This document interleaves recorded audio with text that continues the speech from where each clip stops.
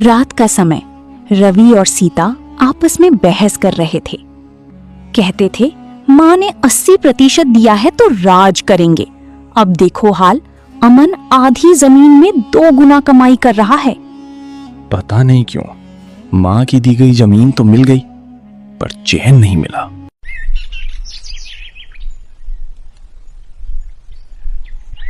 गांव के कुछ बुजुर्ग और किसान लोग पीपल के पेड़ के नीचे बैठकर बातें कर रहे थे। अरे भाई, इस बार तो अमन ने कमाल कर दिया। इतनी कम जमीन में इतनी बढ़िया धान की फसल, मानो खेत में सोना उगाया हो। सच कह रहा है अमन, हम लोगों की तो 8-8 बीघे की फसल भी उसके सामने फीकी लग रही है।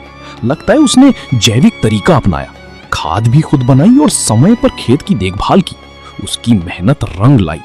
अमन भाई जैसे लोग ही गांव का नाम रोशन करते हैं। कुछ साल बाद अब अमन के पास आधुनिक ट्रैक्टर, ट्यूबवेल और एक गोदाम था।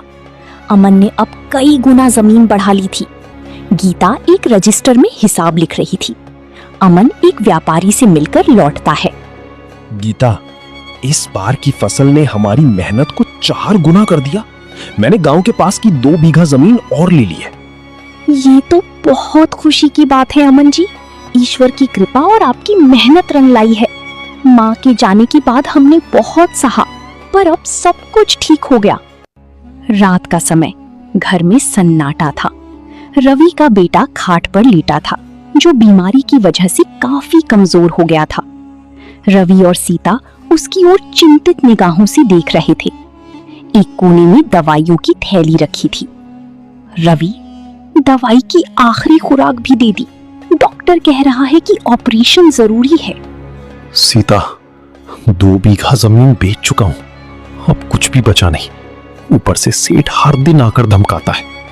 रवि का चेहरा पसीने से भीगा हुआ था और आंखें डरी हुई। रवि, मेरे पास एक रास्ता है। हम अमन से मदद मांगेंगे। क्या? अमन से? मैं उसके आगे हाथ नहीं फैलाऊंगा।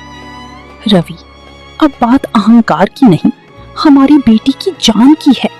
अगर आज माँ जिंदा होती तो शायद ये दिन ना देखना पड़ता। ठीक है, कल सुबह चलेंगे, जो होगा देखा जाएगा।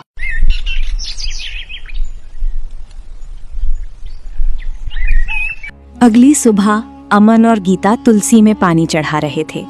सामने रवि और सीता झिझकते हुए आते हैं। अमन दोनों को देखकर चौंक जाता है। भैया भाभी, आइए, अंदर आइए। कैसे आना हुआ? दीदी आइए, बैठिए, मैं आपके लिए चाय लाती हूँ। नहीं गीता, आज हम कुछ मांगने आए हैं। अमन, मेरी हालत तुमसे छिपी नहीं है।